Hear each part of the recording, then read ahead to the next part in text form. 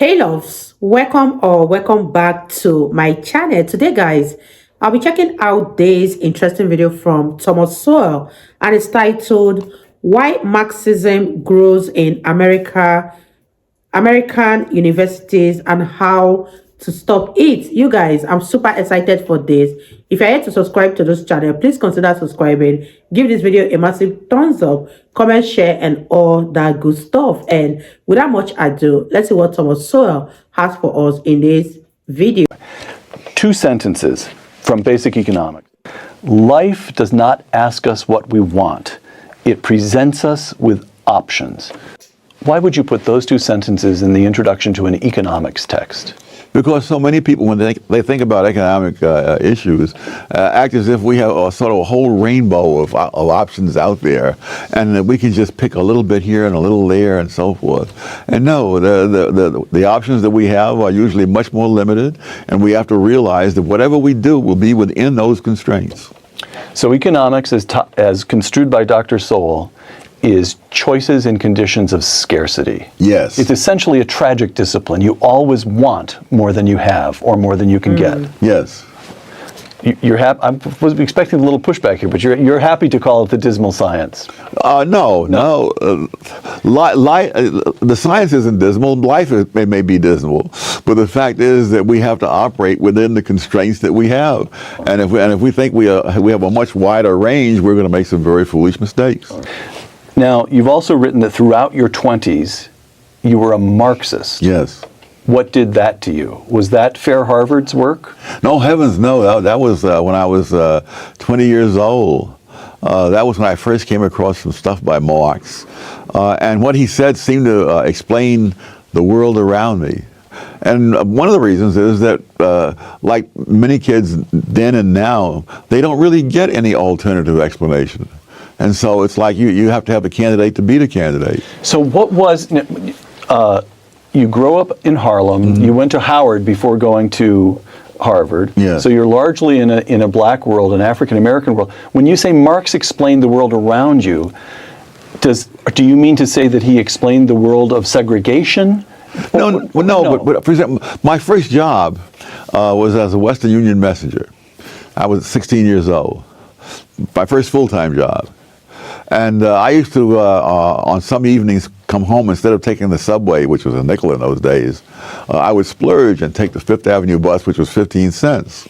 If I was feeling, You've gotten a good tip. Yeah. And we'd start out from 23rd Street and go all the way up Fifth Avenue, past all the glittering places, and we would turn left at 57th Street and go out past more glittering places, including Carnegie Hall. Right. And then we'd turn up around Columbus Circle, up Broadway, and then out to Riverside Drive, all the fancy stuff there.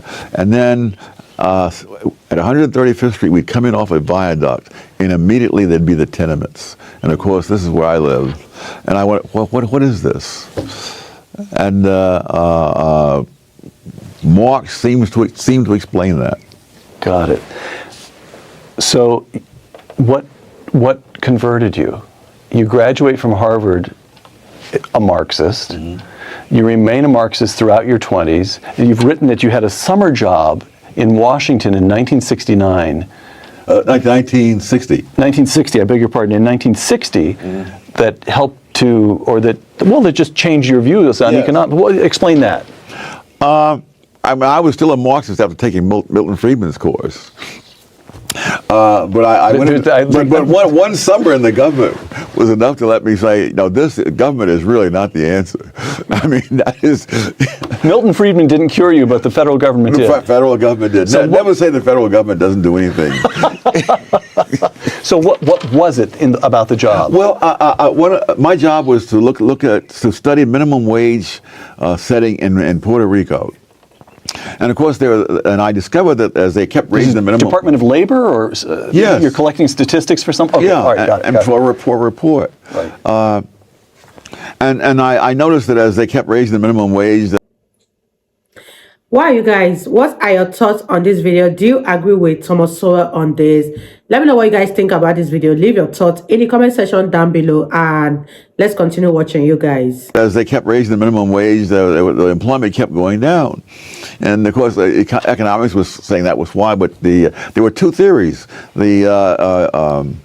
The unions and said that the reason it was going down was that there were hurricanes came through, a series of hurricanes during the time they collected the data, and that it destroyed the sugar cane in the field, so there was less required to be processed. And so the question is, which of those is right? And I thought, I'd been trained in Chicago, that if there are two different theories, there must be some factual thing that would be different, at least in principle. So I spent the whole summer trying to figure out how would I test this? And finally I came in one day and announced to the little group here in the office that I have it. That what we need are statistics on the amount of sugar cane standing in the field before the hurricane came through. And I'm waiting for the congratulations, and I can see looks of shock in the room, like this idiot has stumbled on something that will ruin us all, you know. And I realized I was concerned as to whether this law was beneficial or not beneficial to low-income people. They were concerned because this law was providing 1/3 of the income of the U.S. Department of Labor. And once you begin to see that the government agencies have their own self-interest, quite aside from whatever they're theoretically supposed to be doing. So they were behaving precisely as a neoclassical, precisely as Milton Friedman would have predicted. They were in pursuit of their own incentives. That's right. They were not trying to establish justice on the face of the earth. They were trying to hold on to pretty good jobs. Yes. Got it.